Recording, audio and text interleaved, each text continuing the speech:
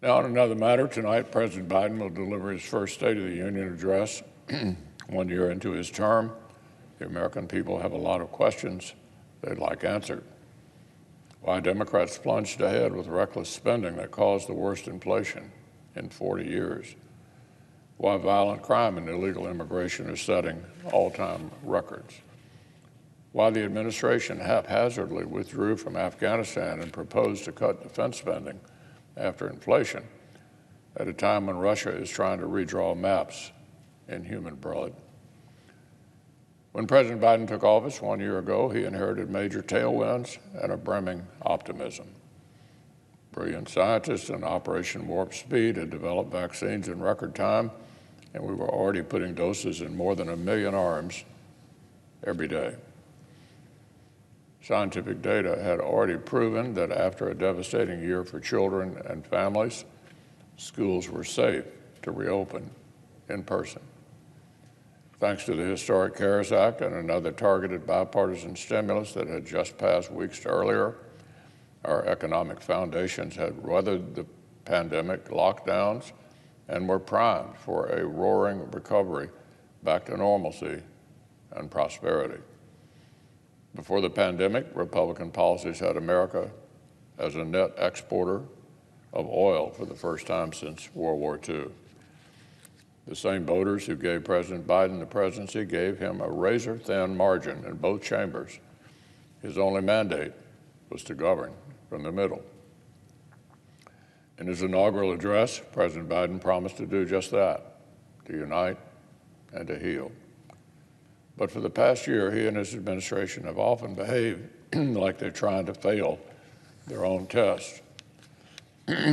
Remember, the president made stifling American energy independence a day one priority, killing miles of pipeline and freezing new jobs and new exploration with the stroke of a pen.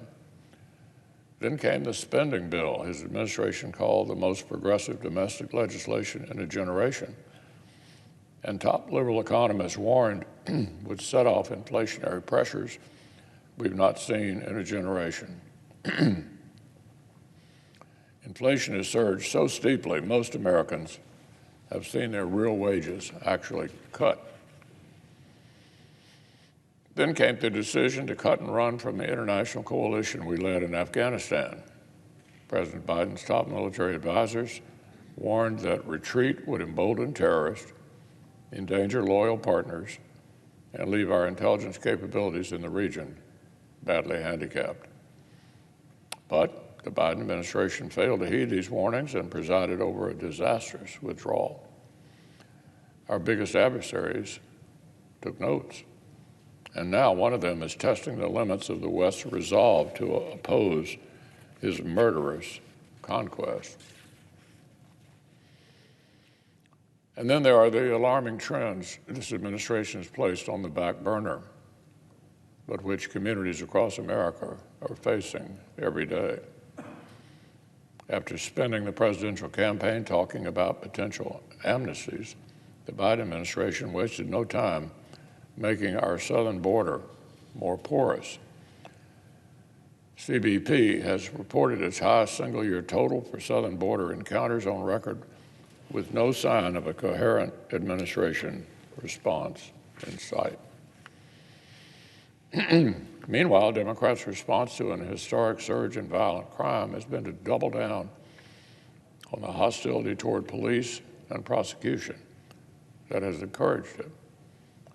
Across America, radical local prosecutors are simply declining to charge whole categories of crime.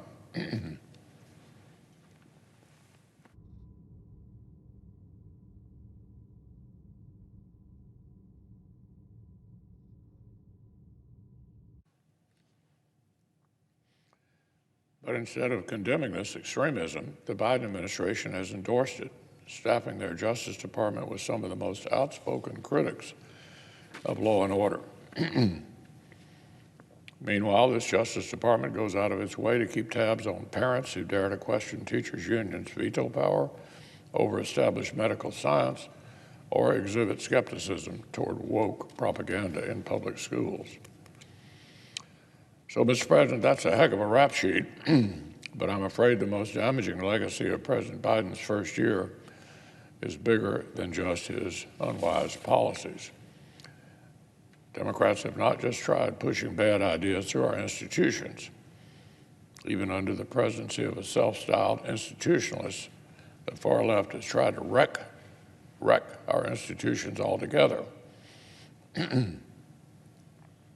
Tonight, we'll hear from a president who assigned a commission to study packing the Supreme Court because his party didn't like its current ideological makeup. We'll hear from a president who urged his former colleagues to tear up Senate rules in order to rewrite the rules of American elections, likened anyone who opposed these efforts to infamous racists, and continues to stoke racial animus with wild nonsense about a revival of segregation. We'll hear from an administration that has failed its own tests and which candidly has the public approval figures to match.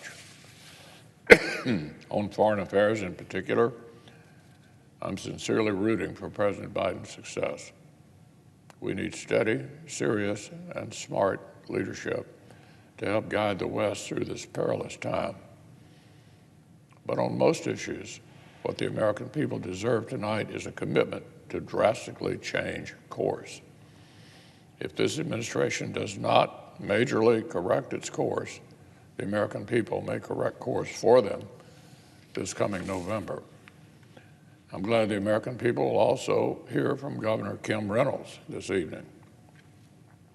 She's a strong and successful leader who delivers real solutions for the great people of Iowa. She fought COVID without declaring war on freedom or common sense. She backed the blue, stayed tough on crime, and kept Iowa's economy open. I look forward to hearing her reaction to the president's remarks and her thoughts on how Washington could better serve Middle America.